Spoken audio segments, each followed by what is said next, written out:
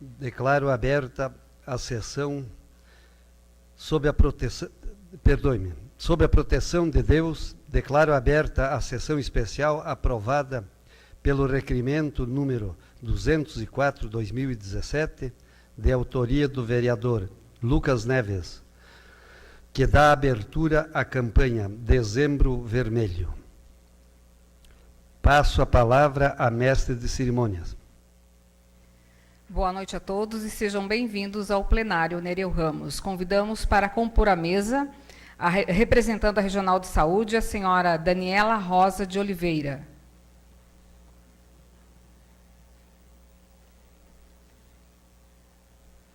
Secretária Municipal de Saúde, Odila Maria Valtric.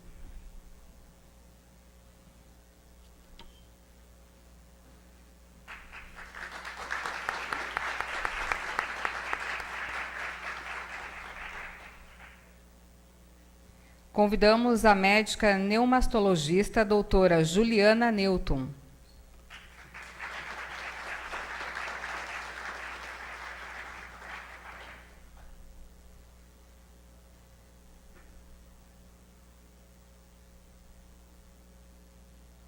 Senhora Edilamar Terezinha Albano, paciente.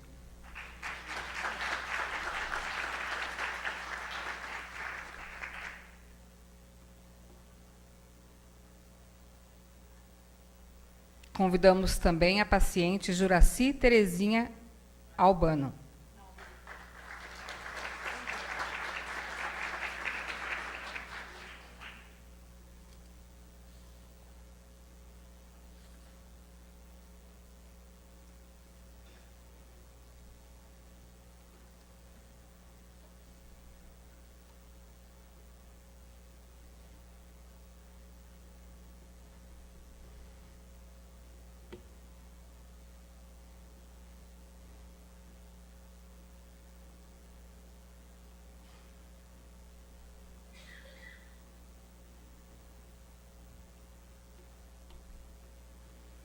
Nós queremos justificar a ausência dos vereadores Jean Pierre e vereador Gerson dos Santos por motivos de compromissos já pré-agendados.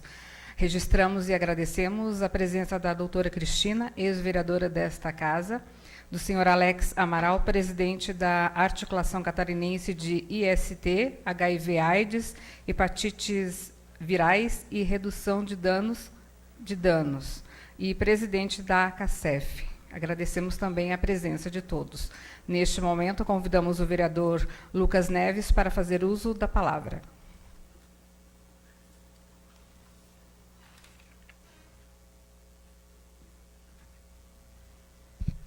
Quero desejar uma boa noite a todos vocês, cumprimentar o vereador Luiz Marim, em nome dele cumprimentar a todos que compõem a mesa, nosso secretário da Saúde, a Odila, fazer um cumprimento aqui a todos que hoje comparecem conosco. É importante a gente debater este assunto. A preocupação surge diante dos casos que nós temos na nossa cidade. Semana passada saiu reportagem dizendo que Lages é a sexta cidade com a maior incidência de casos. Santa Catarina também tem uma grande incidência de casos entre os estados do Brasil, olhando algumas reportagens a respeito de sífilis, por exemplo, inclusive caso de microcefalia aqui na região em decorrência de sífilis. Então a gente precisa falar sim sobre as doenças sexualmente transmissíveis, precisamos falar sobre a AIDS, é uma preocupação. Eu quero cumprimentar a nossa ex-vereadora Cristina Subtil, ex-secretária de Saúde também. Doutora, agradecemos pela sua presença aqui nesta casa. Em nome dela, agradecer também a todas as mulheres e dizer a vocês que nós propomos hoje esta sessão por entender que nós temos que reforçar o assunto, reforçar que existem métodos disponíveis na rede pública de saúde para proteção e para evitar a contaminação. Então, que a gente possa estar falando disso sempre, fortalecendo o assunto, tirando alguns dogmas que existem em relação a isso e demonstrando que é possível, sim, a gente promover a prevenção, a conscientização sobre estes assuntos. Existe muito tabu em relação a isso, mas nós precisamos falar, né, Edilamar? Edilamar é uma pessoa que eu conheço há algum tempo já e sempre tem falado sobre este assunto. É um exemplo de alguém que é engajada na batalha, na luta pela conscientização, pela prevenção. Então, acima de tudo, é prevenção que nós precisamos falar. E levar isso para a rede pública e, acima de tudo, é falar para as pessoas, né? Falar para as pessoas sobre esse assunto, que é um assunto gravíssimo e que, infelizmente, ainda existe muita dificuldade de se falar sobre isso. Então, que a gente possa hoje falar sobre esse assunto, debatê-lo e sair daqui levando a informação à nossa população. Muito obrigado.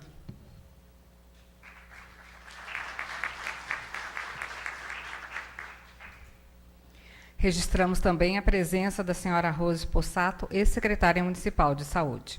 Neste momento, faremos a apresentação de um audiovisual que foi produzido e editado por Gisele Franschini, Amanda Branco e Ana Salles, que relata a história de um soro positivo.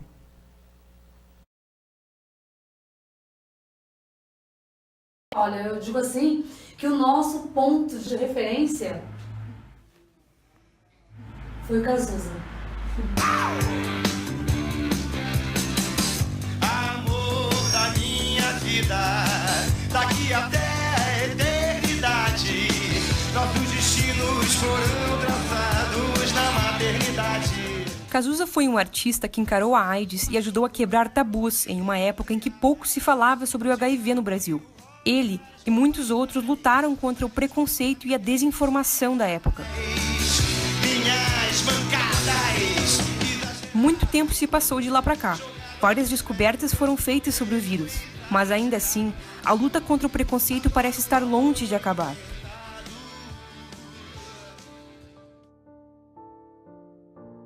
Eu descobri há 14 anos atrás, né, em 7 de julho de 2004. Eu tenho 3 filhos, 2 netas, né. Eu me senti envergonhada dos meus filhos, o que eles iriam pensar de mim, né? Porque até então, geralmente, o preconceito é tão grande que ou é garoto de programa e que isso não existe mais, né? Um grupo de risco. Mas eu fiquei assim pensativa, né? E quem soube primeiro foi meu filho mais velho. Os meus sobrinhos me acolheram como se essa doença fosse uma doença igual uma hepatite, igual uma diabetes, coisa assim, né? No começo, eu fiquei assim, sabe? Eu me escondia das pessoas, eu não queria pegar na mão de ninguém, porque até então você só vai atrás das informações com relação à doença quando acontece contigo, porque você ouve falar, tá na mídia, mas você não se aprofunda, né, no conhecimento realmente o que é o HIV, o que é a AIDS, tem a diferença entre os dois. HIV é um vírus. Destrói o sistema imunológico, atacando as células de defesa do nosso corpo. Já a AIDS é a doença em si. É o quadro de enfermidades ocasionadas pelo vírus. Ou seja, uma pessoa que tem o vírus HIV não necessariamente irá desenvolver AIDS.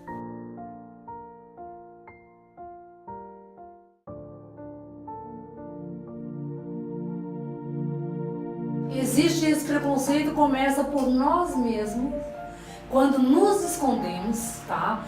Nos escondemos da sociedade. Nós só vamos mudar esse preconceito, essa forma da sociedade nos ver de maneira preconceituosa quando nós nos aceitarmos, quando nós realmente dissermos assim, não, chega, nós queremos ser vistos, nós queremos ter o nosso lugar, né, como as outras pessoas, porque nós somos iguais. A única coisa que muda é que nós temos um vírus no sangue, mas o HIV ainda tem muito preconceito, tá? As pessoas se escondem.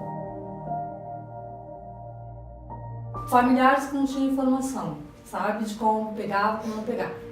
A cadeira que eu sentava era colocada no cantinho. Teve uma família que não lavava a roupa da pessoa junto. Depois que lavava toda a louça, lavava a louça dele no tanque com araminho de aço. Gente, o que é isso? Né? Não é assim que se pega. Até que as informações chegaram, que viram que não era daquela maneira, sabe? A mídia deveria dar muito mais informação com relação a hepatites, a sífilis, a TB, porque tudo isso está relacionado ao HIV. São as doenças oportunistas que nos acomete, né? Pessoal do câncer, tuberculose, essas coisas, hepatite, ninguém tem o preconceito. Mas se for direcionar um trabalho para fazer com pessoas vivendo, é poucos os estudantes que nos procuram, é poucas pessoas que venham trazer donativos para o grupo, sabe? Então isso daqui nos prejudica bastante, sabe? A gente é vista com um olhar totalmente diferenciado pela sociedade. E parece que as pessoas, assim, ficam com medo de você, sabe? Sente aquele medo, de se aproximar, de te dar um abraço. Olha, poucos colégios que eu fui que eu recebi abraço, teve gente que não me abraçou.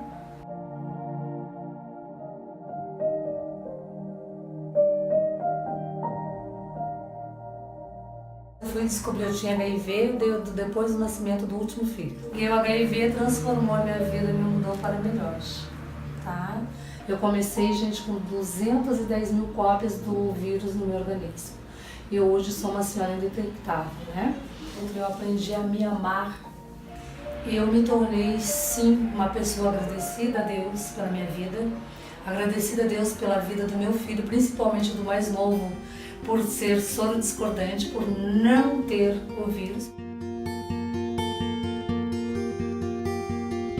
O Grupo Raiz surgiu em 2003, tá? A diretoria principal do grupo é formada por pessoas vivendo com HIV. Por quê?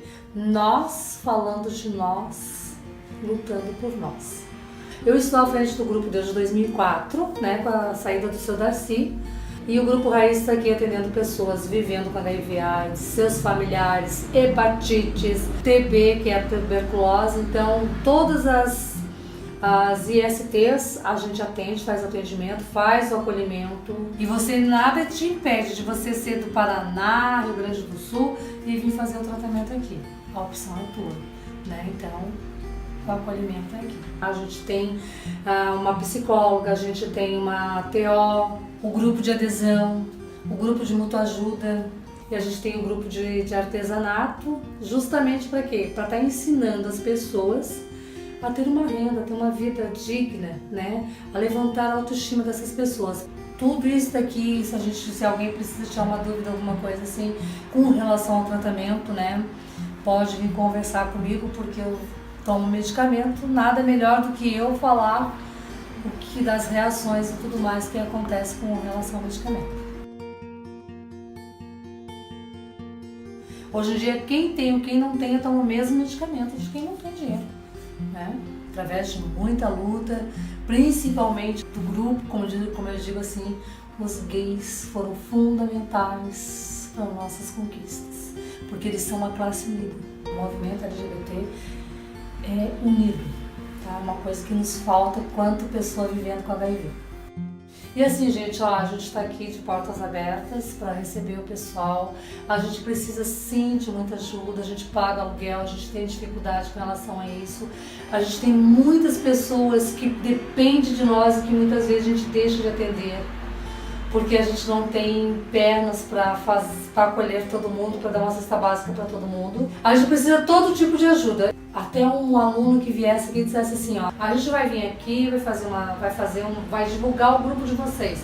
A gente vai fazer um blog, a gente vai jogar no WhatsApp, a gente vai jogar no Face, a gente vai divulgar o trabalho de vocês, a gente vai divulgar que vocês existem, a gente vai divulgar as necessidades que vocês estão precisando naquela hora. Vamos fazer uma campanha para cesta básica esse mês? Vamos!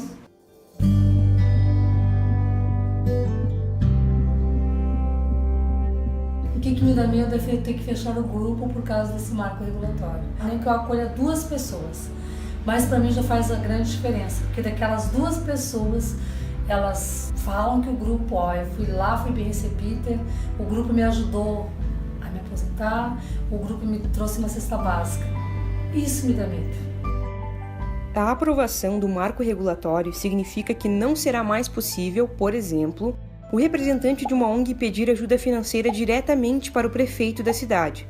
Agora, será obrigatório que a prefeitura, antes de estabelecer uma parceria com uma entidade, abra um processo de seleção através de um edital, onde várias instituições irão concorrer por essa ajuda financeira. Isso torna mais burocrático e difícil para pequenas ONGs conseguirem seu espaço e se manterem. Sem o auxílio financeiro, muitas ONGs deixarão de existir. Posso não aparecer na mídia, sabe? Mas eu sei que eu vou fazer falta para muita gente que não luta pelos seus direitos, mas que sabe que eu, na porta, vocês baterem aqui na porta, dizem assim, ó, nós precisamos que você vá lá lutar pela gente, eu vou. Não tenho vergonha. O que me faz feliz é quando eu vejo uma pessoa que realmente faz uma boa adesão ao tratamento. E o que me faz mais feliz ainda é ajudar as pessoas, sabe? Me dedicar esse tempo que eu saio da minha casa para vir aqui abrir o grupo. Nem que seja para mim ficar aqui a tarde inteira com uma pessoa só, mas isso me faz feliz.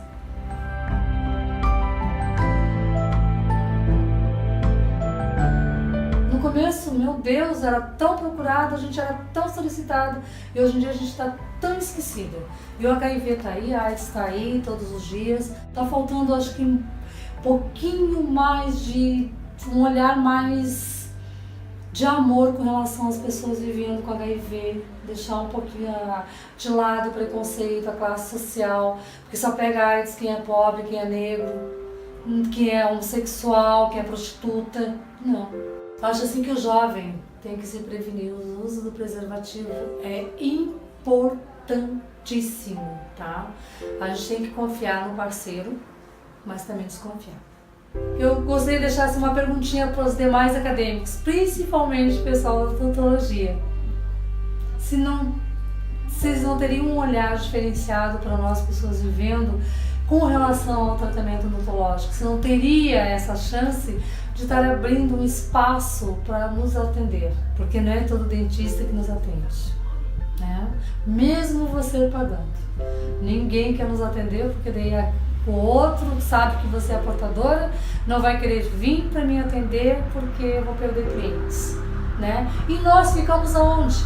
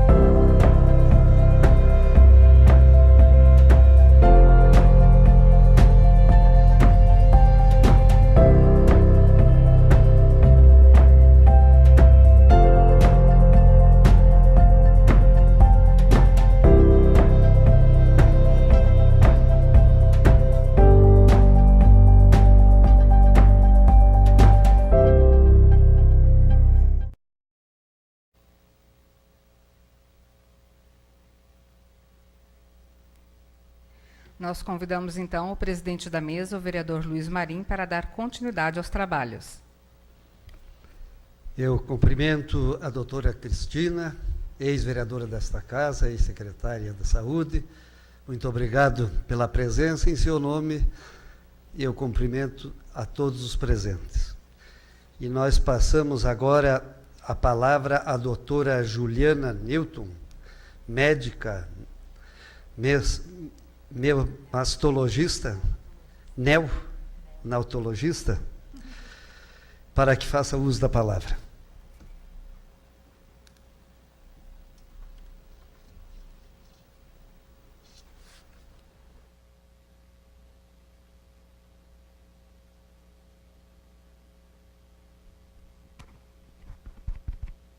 Oi, boa noite a todos.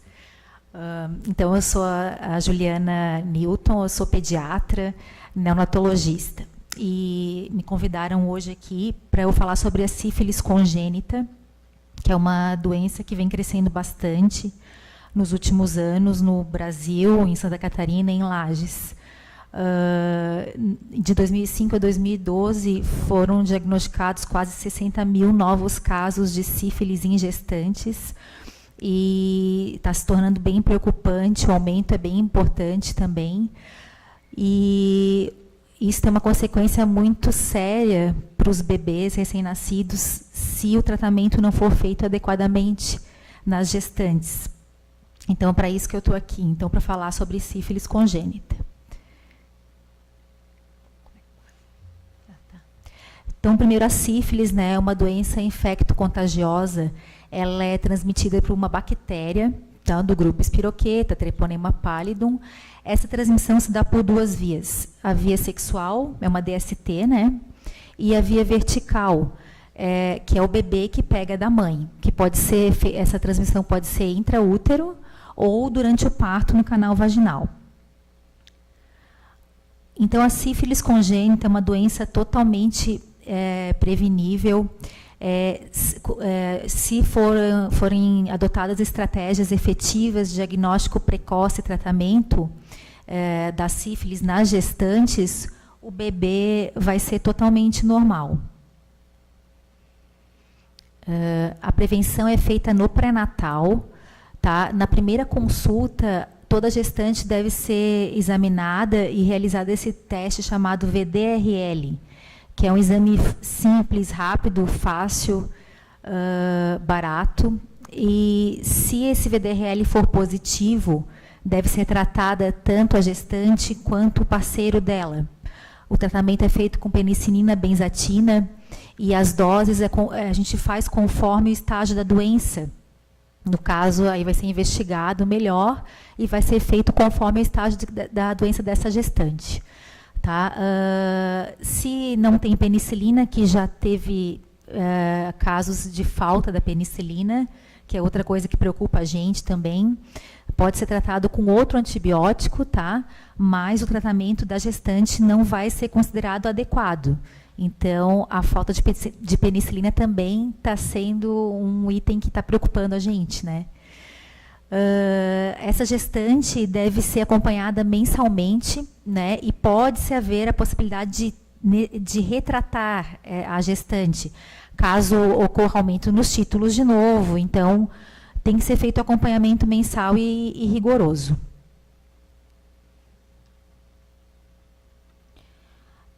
Se a gestante não faz o tratamento, ou não é diagnosticada, ou não faz o pré-natal, os riscos da sífilis na gestante estão aí.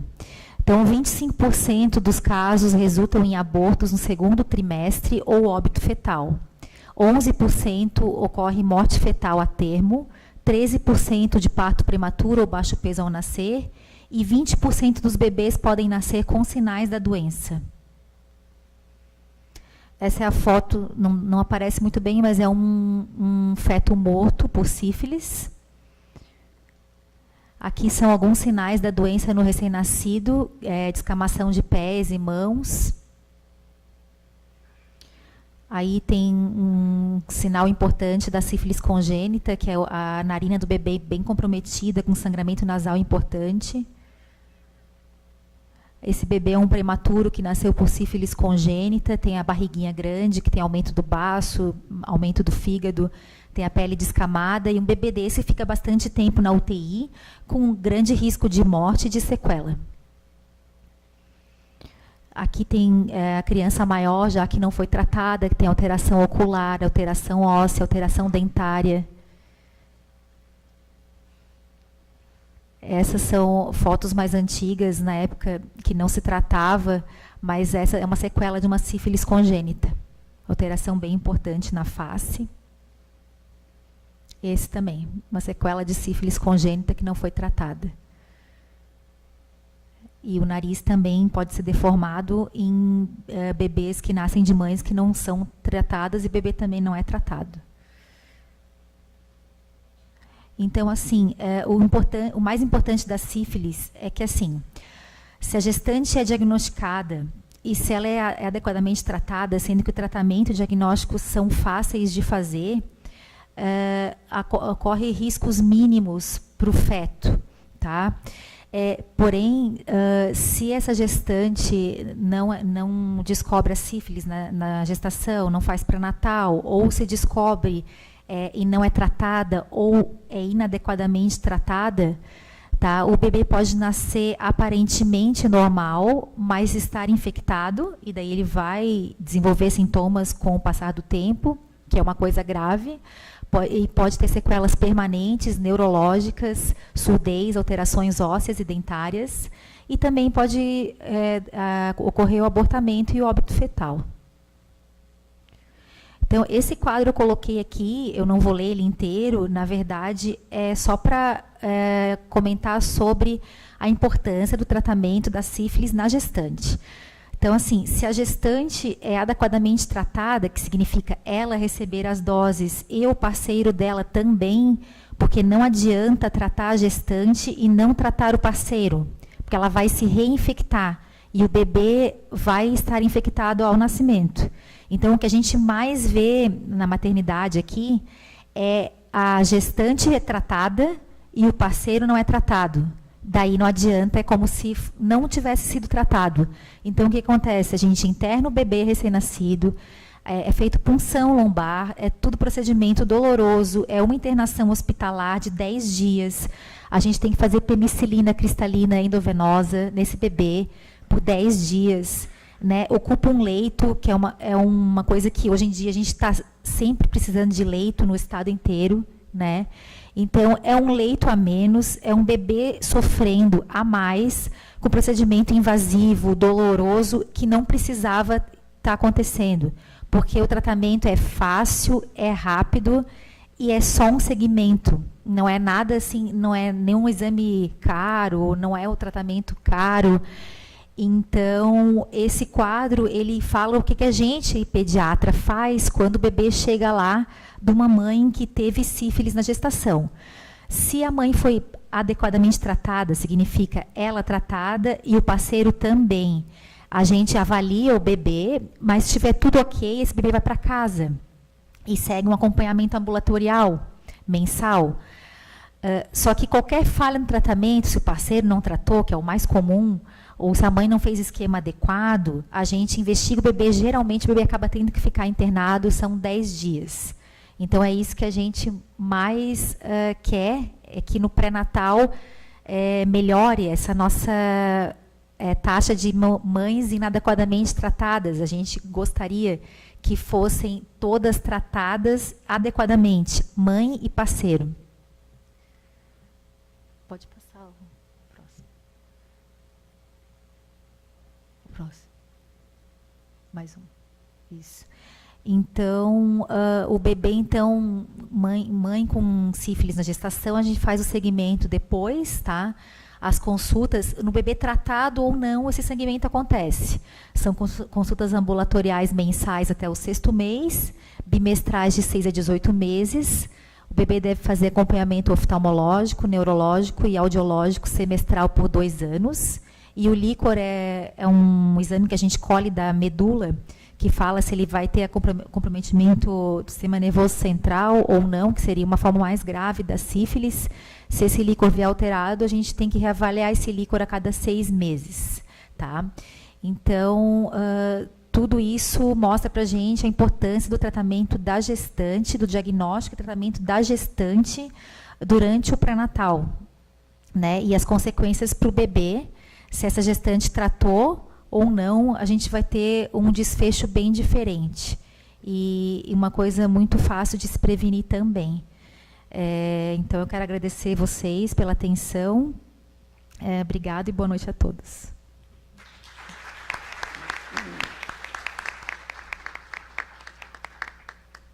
Obrigado, doutora Juliana.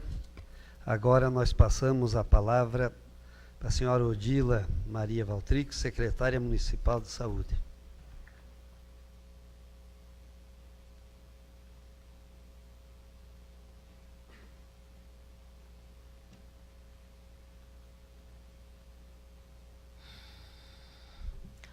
Boa noite, senhoras e senhores.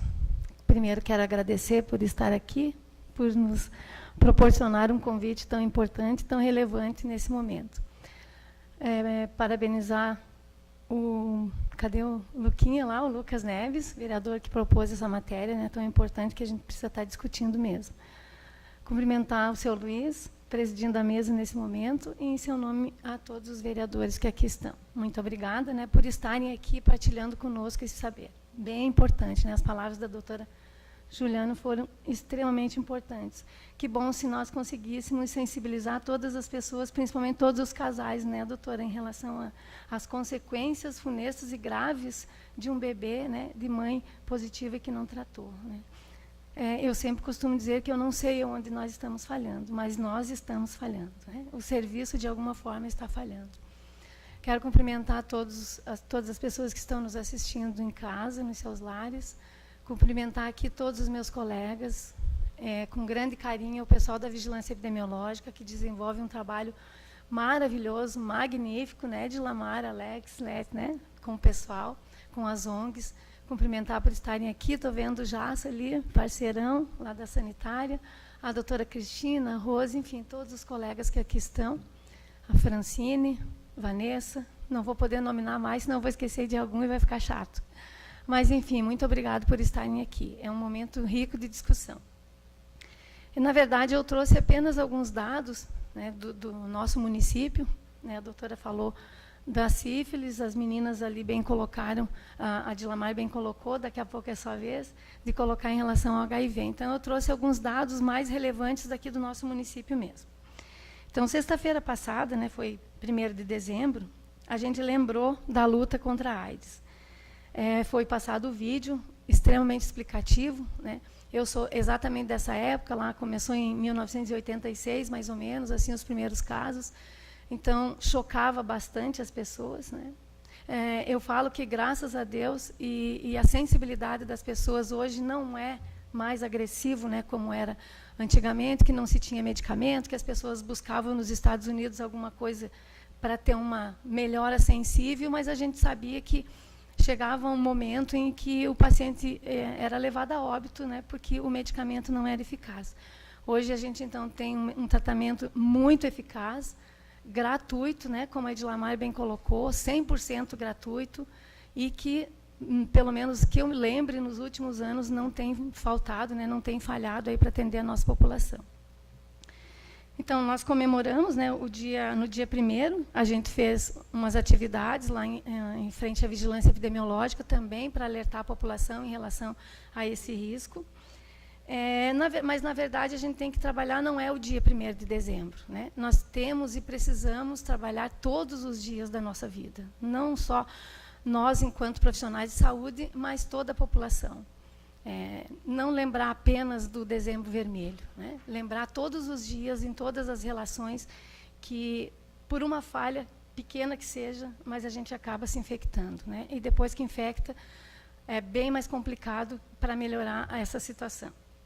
Então, a prevenção ela deve ser trabalhada de modo amplo, onde tem que haver uma junção tanto do profissional de saúde quanto do paciente ou do cliente, né, ou da própria população. Não resolve só o profissional da saúde dispor da orientação, do tratamento, o médico, né, com as consultas médicas, e o profissional da enfermagem com todo esse aparato, lembrando aqui que nós temos uma equipe multiprofissional, tem enfermeiro, assistente social, psicólogo, nosso psicólogo, o Paulo, que está aqui, né? Então, é uma equipe multiprofissional que dá assistência para esse paciente, mas de nada resolve se não tiver essa adesão que a Edilamar bem colocou, né? Então, o profissional do serviço faz a sua parte, mas, obviamente, o cliente, né, a população, também tem que fazer a parte dela. É literalmente uma via de mão dupla, né, nessa questão. Então, sempre a gente pensando também, né, nessa questão da adesão, descobre-se o problema, trata, toma medicamento um dia, toma 2 e acaba que não toma mais o restante, aí volta para o médico, né, carga viral ruim, né, Dilamar? E aí foi para o brejo aquele tratamento que deveria ser eficaz. Então, lembrando que essa adesão ao tratamento é uma luta grande nossa, dos profissionais de saúde, em relação a essa questão da adesão ao tratamento. Então, é relevante ressaltar que, no mês de outubro, esses dados aqui são praticamente recentes, né? O nosso programa de ST-HIV/AIDS distribuiu em torno de 280 mil preservativos masculinos. Gente, 280 mil. Então, não foi pouca coisa, né?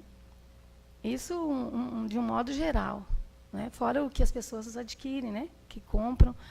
Então, é bastante coisa, né? Foram realizados 16.920 testes rápidos. E isso é interessante a gente colocar também, porque alguns anos atrás esse exame ele não era fornecido em todas as redes da Secretaria de Saúde, todas as unidades. Agora, né, agora já há algum tempo, 2, 3 anos, todas as unidades de saúde elas têm o teste rápido para aplicar em todos os pacientes ou todas as pessoas que se dirigirem até o serviço gratuitamente. Então, é muito teste que é feito, né? E lembrando que nós temos, infelizmente, em torno de 1.000 pacientes que estão sendo tratados na vigilância epidemiológica. Então, o número é muito alto, né?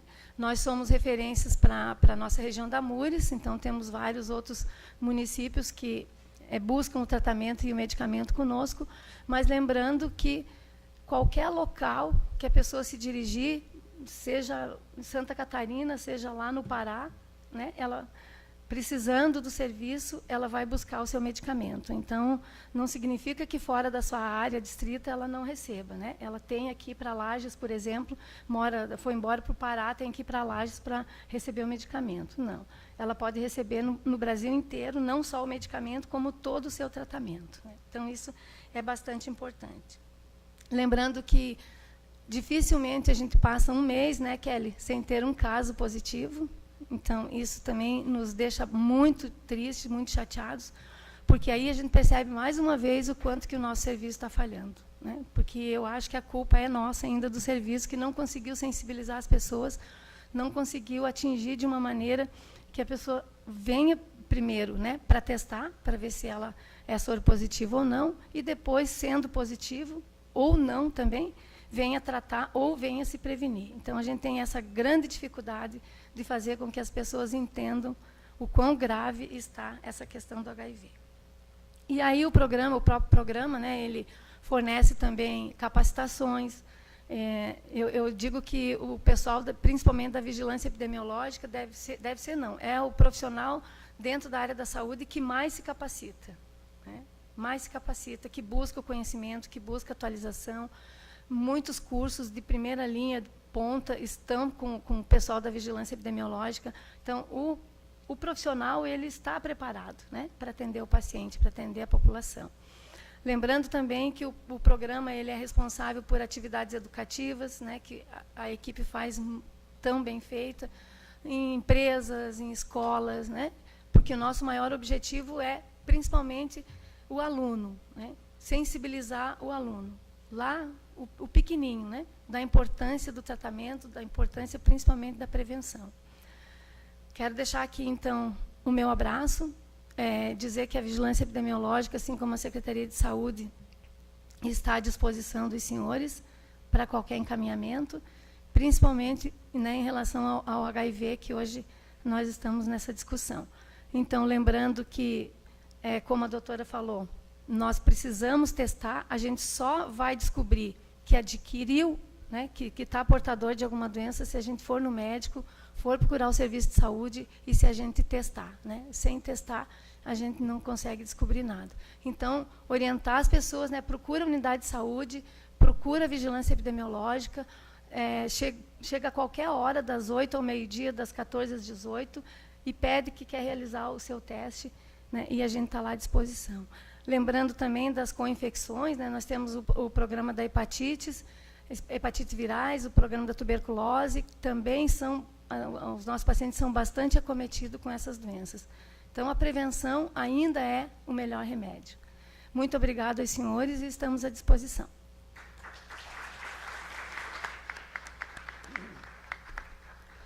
Obrigado, secretária Odila.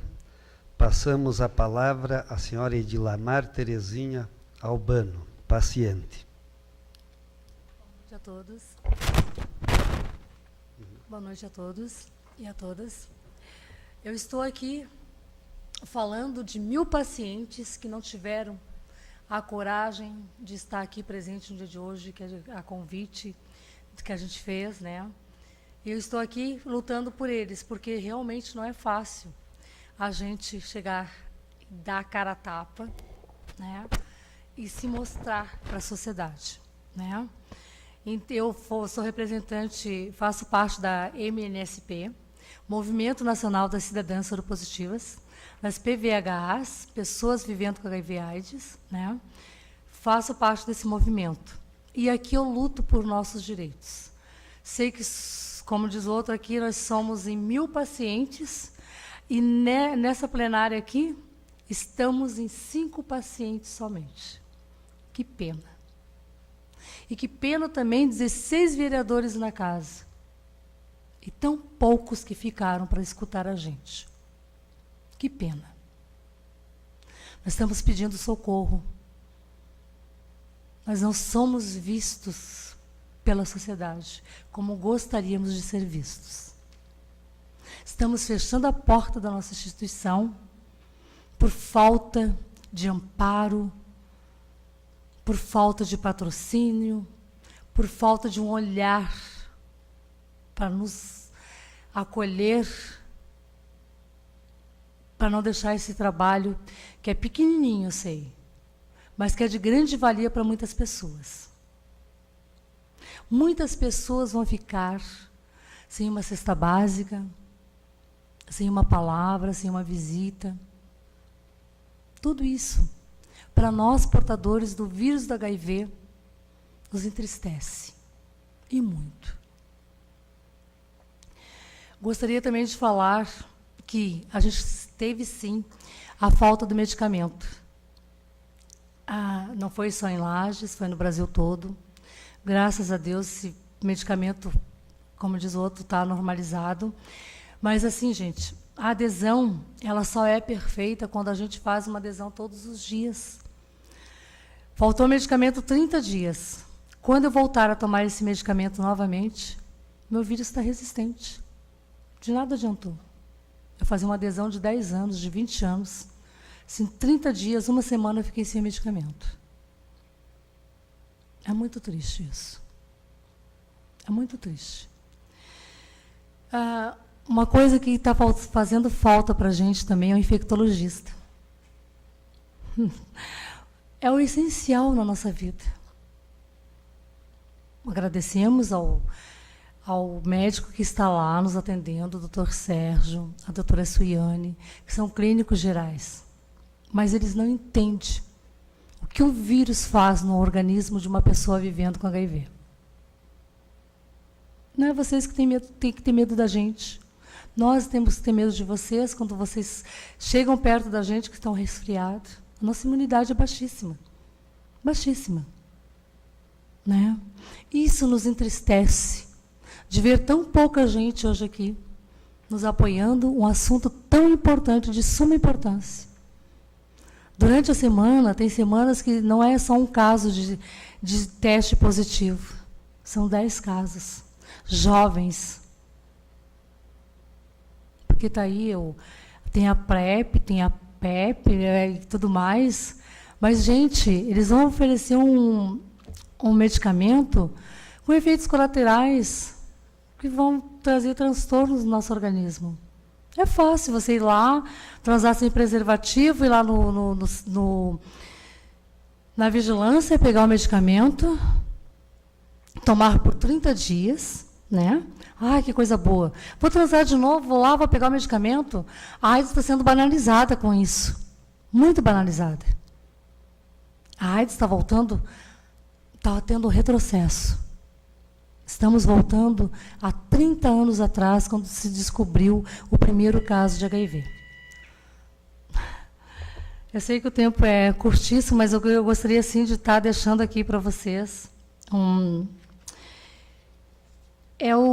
como diz o outro, um depoimento nosso de pessoa vivendo.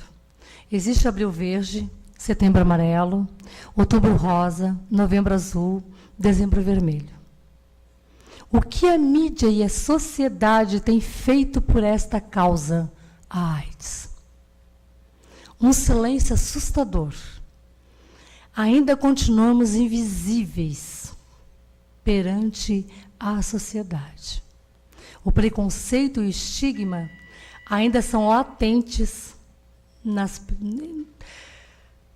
pessoas vivendo com HIV/AIDS, nos sentimos tristes.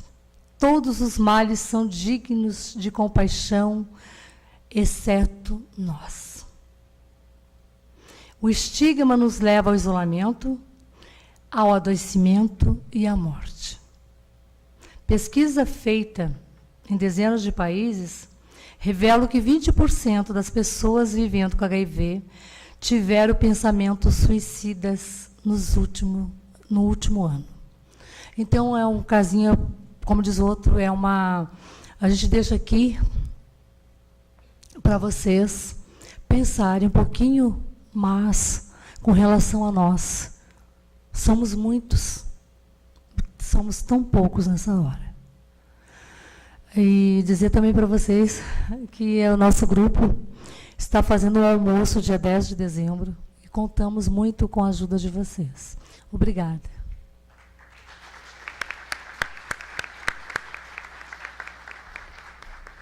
Obrigado, Edilamar Terezinha.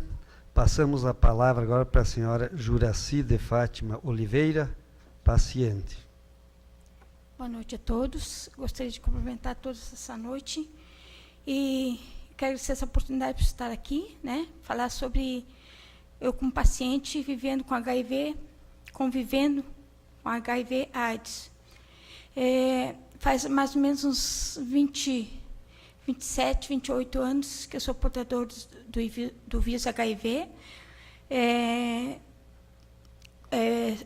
AIDS, né? Eu já tive estado terminal.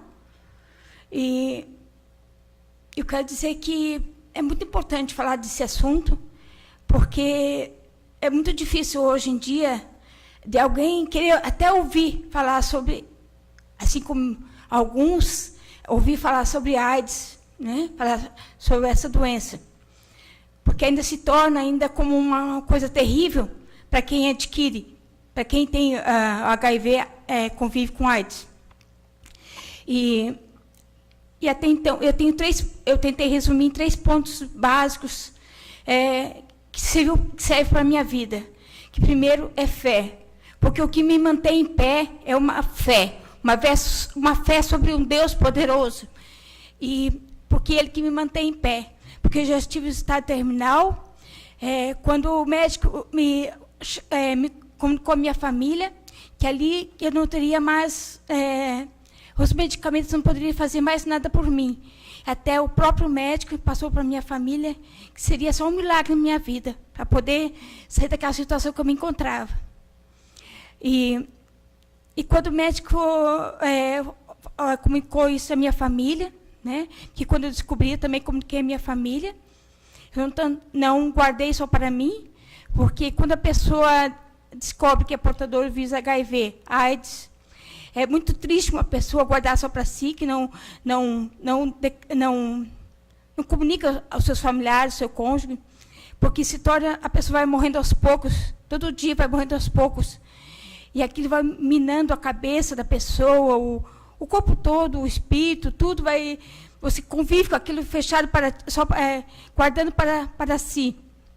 E quando eu descobri, que eu comuniquei minha família, e eu tive o apoio da família, que é muito importante, o apoio da família, o apoio do cônjuge, e o apoio de um grupo ali também, que eu participo ali da ONG Raízes ali também, que a gente encontra um apoio, uma família também, e ali você se sente útil a contar as suas experiências.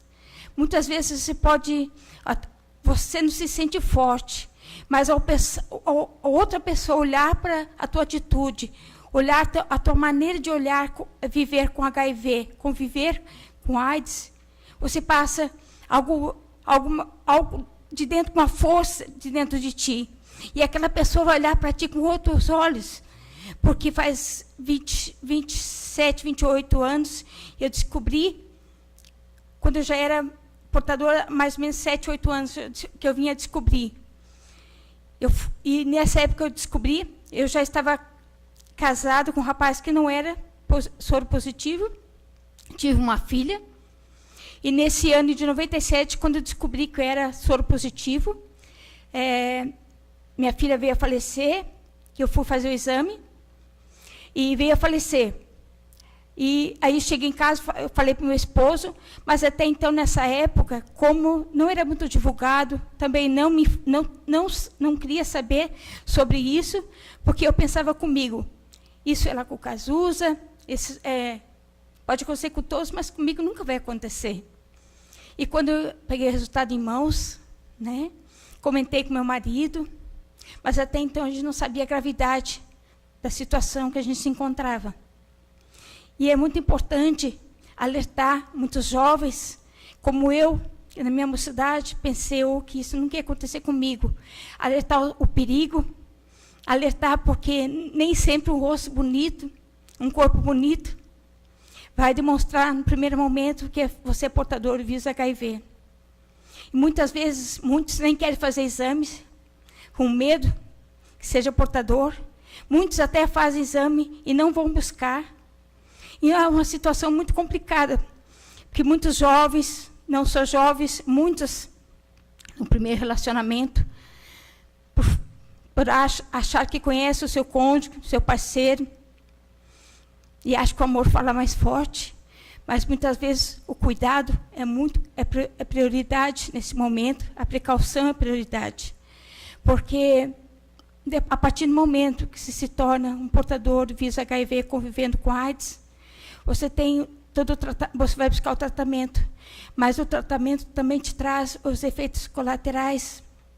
E muitas vezes, muitos, até no meu pensar, eu penso que é preferível nem saber os efeitos colaterais, porque a partir do momento que você se sabe o que te traz o medicamento, você fica pensando, tomar ou não tomar. Então, eu penso assim, eu quero viver, e para viver eu preciso da medicação. Preciso ter fé em Deus, que isso me mantém em pé, e fazer o tratamento. Muitas famílias, muitas vezes, desprezam o seu familiar, muitas vezes julgam o seu familiar por ser portador, por aquele paciente, por aquele que adquiriu o vírus HIV, AIDS. Mas é muito importante ter apoio ao paciente e apoio à família. E a ONG traz esse apoio ao paciente e apoio à família também. E eu só quero dizer que, nesses anos que eu convivo com HIV/AIDS, isso trouxe para mim mais experiência de vida.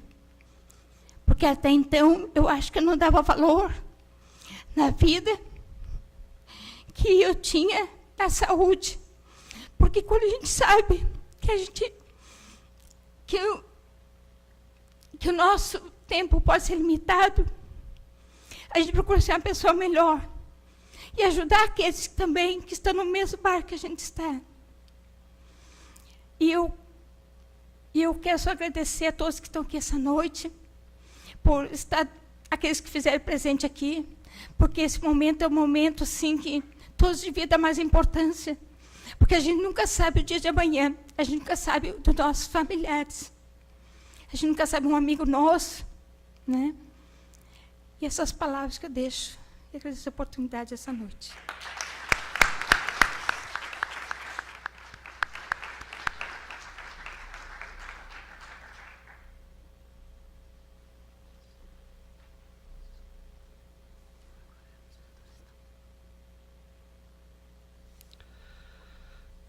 Obrigado, Juraci. Eu pergunto aos senhores vereadores se querem fazer alguma pergunta, se querem falar. Vereador Lucas Neves.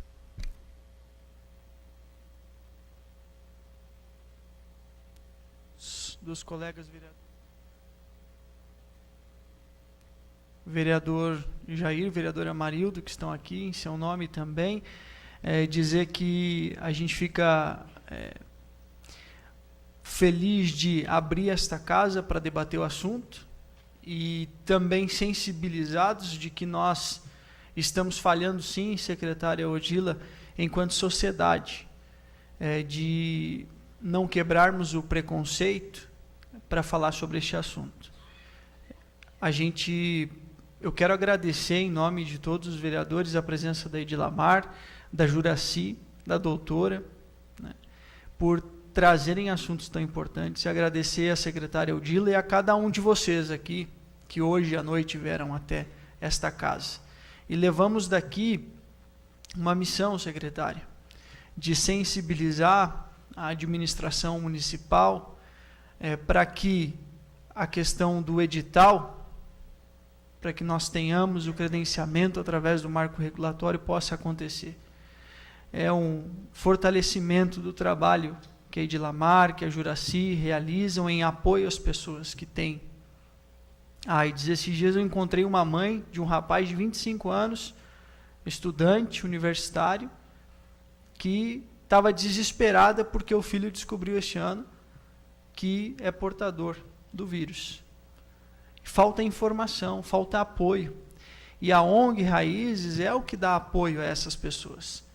Então, nós sabemos que este ano foi quando entrou em vigor o marco regulatório, mas que nós possamos sair a partir daqui, sensibilizar a administração nesse sentido. Eu sei que a senhora vai levar esse pedido ao prefeito, e também que haja algum esforço, e a gente sabe que isso existe, para que a presença do infectologista, que é a reivindicação, possa ser uma realidade. Então, que esta sessão solene de hoje não seja só para a gente quebrar o preconceito, para a gente falar deste assunto, mas para que a gente possa também, a partir daqui, adotar medidas efetivas que vão melhorar a vida daqueles que já têm e que hoje estão aí ligados à rede pública, que precisam da rede pública, que precisam do trabalho da ONG, mas também de fortalecer todas as políticas públicas que já existem, para garantir que cada vez menos as pessoas acabem se infectando. Isso eu estava olhando agora a reportagem, que no Brasil cresceu assustadoramente do ano passado para cá, o número de mortes de crianças, de abortos por causa da sífilis, como a senhora estava falando. E a nossa região não é diferente. Então nós precisamos mostrar. Em todos os postos de saúde, a gente tem visitado os postos, a vereadora Marilda, está lá o preservativo à disposição. Então, hoje as pessoas não se protegem, talvez porque não querem, ou porque também falta informação. E aí todos nós temos a condição de levar informação às pessoas, para que elas possam se dar conta do grande risco que muitas vezes se colocam ao praticar o ato sexual sem a devida proteção. Então, eu agradeço a cada um de vocês que veio aqui hoje, e agradeço especialmente a Edilamar e a Juraci pela coragem em dar a cara a tapa em nome daqueles mais de 1000, como você falou, Edilamar, que precisam e que dependem muito do trabalho de vocês. Parabéns, não é uma luta fácil, mas saibam que nós estamos dispostos a ajudá-los nessa batalha. Muito obrigado. Obrigado, vereador Lucas. A secretária Odila tem umas considerações para fazer. Só lembrando que, em relação ao médico, vamos pedir para a doutora Cristina investir mais lá nos alunos que queiram fazer infectologia, né, doutora? Porque é uma especialização que é muito pouco procurada. Nós estamos com deficiência no país todo de infecto. A gente já tentou até uma parceria com o Hospital Nacional dos Prazeres. Esse ano forma um infecto que é conhecido da direção do hospital, e aí ele vem, então, trabalhar conosco no município e também no Hospital Nacional dos Prazeres. Mas dizer também que eu acho extremamente importante que todo médico, olha a frase que eu vou dizer, todo médico tem total capacidade para tratar e para cuidar do portador de HIV. Não significa que tenha que ser infectologista. O que o Estado e o que o Ministério da Saúde preconiza é que esse médico, ele pode formar hoje na universidade. Os nossos alunos que estão formando agora esse mês, graças a Deus, vamos ter uma leva boa de aluno formando, qualquer um deles pode trabalhar no HIV, desde que sejam capacitados. É o único pré-requisito que o Ministério da Saúde exige. E, obviamente, que tem que ser mesmo, né? A equipe toda vive passando direto por capacitações. E o nosso doutor, o nosso médico, que não pôde estar aqui hoje porque está de plantão, vou puxar a orelha dele, porque a doutora também estava de plantão e veio. Mas o doutor Sérgio, que atende, e a doutora Suliane, que atende os pacientes nossos lá, todos fizeram todas as capacitações né, necessárias. Então, dizer que não é só um infecto, né, que bom se nós tivéssemos médicos de todas as especialidades em todos os momentos, mas nós não temos. E por essa falta mesmo foi que o Ministério da Saúde e o Estado, então, preconizaram, né, dentro do protocolo, que o médico, desde que capacitado e desde que ele queira, obviamente, ele pode e deve atender a todos os pacientes. E, então, essa é a nossa questão do infectologista, né, propriamente dito. E lembrando, né, que a dificuldade que nós temos também, tivemos já em vários outros momentos, de conseguir manter a equipe, né, que a equipe tem que ser multiprofissional. Então, é difícil, não é fácil, vai vir para essa Câmara de Vereadores para que a gente consiga os cargos, alguns cargos, principalmente de enfermeiro, né, que o programa não tem. Tem agora, mas não está regulamentado o cargo, né, então nós precisamos disso. E é difícil você manter uma equipe multi, né, é bem difícil. As pessoas têm que amar muito aquilo que eles fazem. E é isso, então, dizer que, mais uma vez, estamos à disposição, mas eu não podia deixar de falar dessa questão do infectologista. Eu acredito, né, Edilamar, que até o ano que vem a gente tem esse profissional. O doutor Marcato não quis mais trabalhar conosco, né, depois que ele adoeceu, ele deixou de algumas atividades dele, então, e, obviamente, ele não tinha que ficar ali para o resto da vida, né? Ele optou. E aí nós, então, estamos com os médicos lá, temos 2, mas os 2 têm toda a capacidade do mundo para tratar todos os nossos pacientes. Obrigado.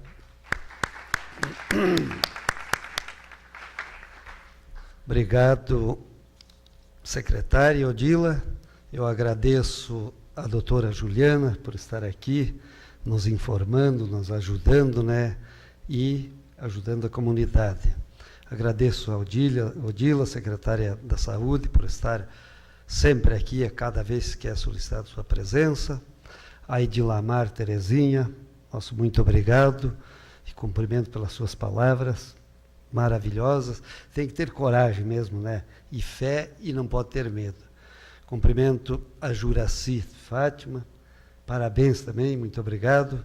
Cumprimento os senhores vereadores que aí estão.